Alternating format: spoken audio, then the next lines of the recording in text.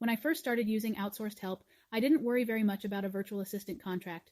I was totally bogged down with work and just wanted relief quickly. I figured what my VA was helping me with wasn't too terribly important to bother taking the time to have them sign a contract. Man, did that cost me. Learn from my mistake and always get a signed contract before giving someone work. Here is what happened. I had just hired Steve, names have been changed to protect the innocent, as a full-time employee to write articles for my blog.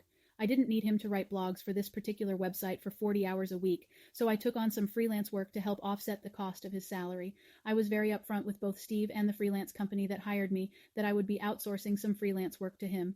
This all happened before I hired him. At first, Steve was an incredible employee. He was able to write really good articles for my website and also do a few simple freelance tasks. It didn't totally cover his salary, but it paid for about 50% of it.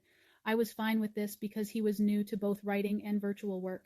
I didn't want to overwhelm him, so I kept his writing goals very modest. He was young, and this was his first virtual job.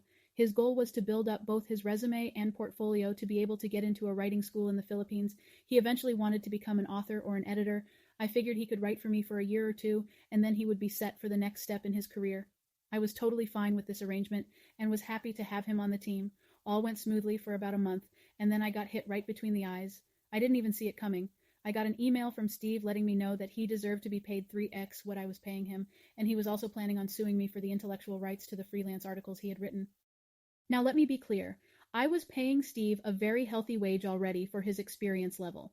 I was not undercutting or underpaying him in any way. Because he was new to virtual work, he had no idea how good of a boss I was being to him, and he took that for granted. To make a very long story short, I ended up paying him about 10x what I had been paid by the freelance company. I also had to remove the majority of the work he did for my website, all because I didn't have a contract in place. You can be sure I have never made that mistake again. In hindsight, it was expensive, but a really good lesson to learn on my part. Always make sure you have a solid virtual assistant contract in place. Looking back now, with a lot more experience under my belt, I should have seen it coming. There were several red flags that I should have picked up on with Steve, but that is an entirely different article. However, if you would like to learn more about what to look for in a good employee or how to hire a VA correctly, you can find those articles here. So, why do I need a contract? I love outsourcing work, and hiring a virtual assistant has amazing benefits. However, some sort of written, signed, and dated agreement is still in order.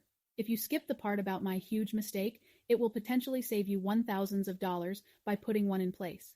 Contracts may seem overwhelming and a colossal pain in the butt, especially if it's your first time, but they're actually fairly easy to make. Contrary to what you may think, it doesn't have to contain fancy legalese and can be done without a lawyer involved. Its purpose is for both parties to understand and agree to set expectations. Literally, it works on your terms and is tailored to your conditions. A contract saves you and your virtual assistant the hassle of dealing with future misunderstandings and disputes. So, is a virtual assistant contract really important? Yes. It establishes a working agreement between two parties and protects you. Ignoring this could cost you a great employee due to miscommunication. Yes, you can make a mistake and it can be your fault sometimes, or a great deal of money from a not-so-great employee. Think of a virtual assistant's contract as the rules of the game that both teams have agreed upon before taking the field. So, what makes a solid virtual assistant contract? Now that you know why you need a contract, let's jump into creating your own. You can modify and write your contract however best fits your specific situation and needs. Here are the key elements of a really good virtual assistant contract. Number 1, introduction. As with any other agreement, the contract must start with an introduction. The introduction includes a few phrases about the nature of the agreement and the relationship between the two parties. It also gives the date, but more importantly, it should contain and highlight the names and addresses of the key people involved, the client and the virtual assistant. 2. Description of services.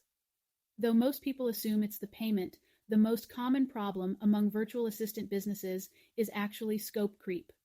Scope creep essentially happens when the client gives the virtual assistant more tasks or asks for more work beyond the terms agreed upon without increasing the virtual assistant's pay.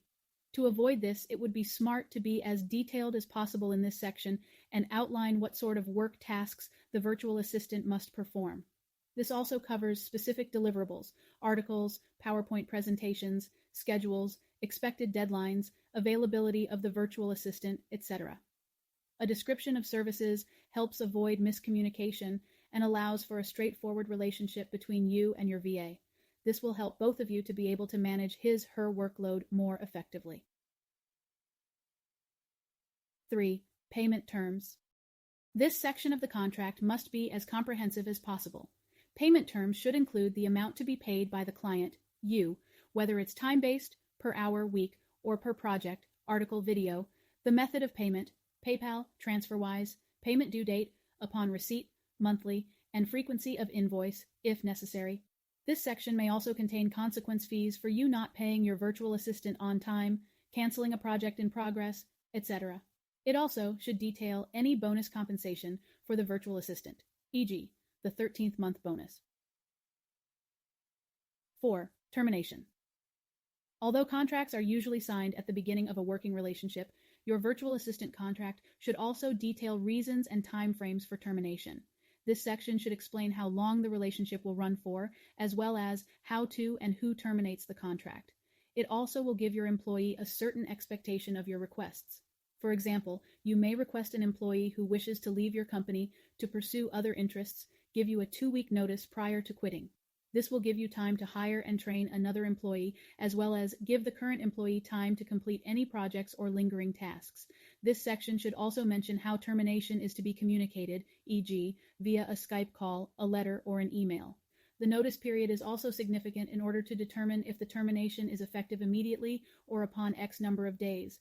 This section may also include grounds for termination, e.g., breach of agreement, as well as terms covering payments still due to the employee. 5. Non-disclosure clause.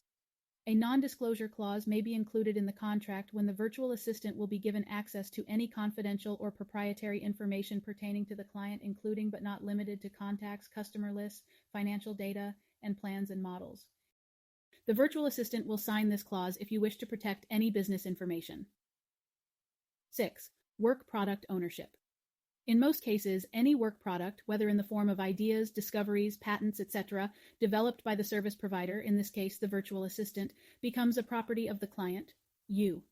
This clause in the agreement may include the necessary documents to be signed by the service provider in order to confirm the exclusive ownership of the client to the work product. Remember my story above? I really wish I had made Steve sign an ownership agreement. Again, this may seem like a lot and potentially overkill, but being as detailed as possible in your contract will save you multiple headaches in the future. You will be glad you took the time to create a simple, customizable template to use for all your future employees. You will really only need to focus on this template one time and then just tweak each section as appropriate for each additional new hire. So, where can I find a good virtual assistant contract example? There are a lot of places that will provide you a template for free. Some are better than others. Here are 2 that I have used previously as a good starting point. Number 1, wonder.legal, https://www.wonder.legal. Number 2, virtual assistant, https://www.virtualassistantassistant.com. Please understand that I can't offer any legal advice and it will only be a starting point for your company, but I am happy to help you get started. While putting a virtual assistant contract in place will not offer you 100% protection, it's a really good idea to keep for each employee to avoid awkward conversations and nasty arguments over non-disclosure or intellectual right should the situation arise. Having a contract in place will help establish trust and a seamless working relationship. It also lets your employee know that you're taking your business seriously and that you value them. If you would like to find out more ideas, ways to create an awesome virtual assistant, feel free to drop us a message in the comments. In the description below, you will find a link to our favorite job board, Online Jobs. Hope this has been helpful. See you in the next video.